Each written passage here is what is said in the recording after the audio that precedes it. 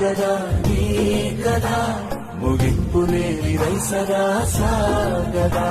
నిస్వార్థమెంత గొప్పదో ఈ పదము రుజువు కట్టదా సిరాలు లక్ష వంపదా చిరాక్షరాలు రాయదా నిసీధి ఎంత చిన్నదో నీ కంటి చూపు చెప్పదా నీలోని వెలుగు పంచగా విశాల నింగి చాలదా మనుష్యులందు నీ కథ మహర్షిలాగా సాగదా మనుష్యులందు నీ కథ మహర్షిలాగా సాగదా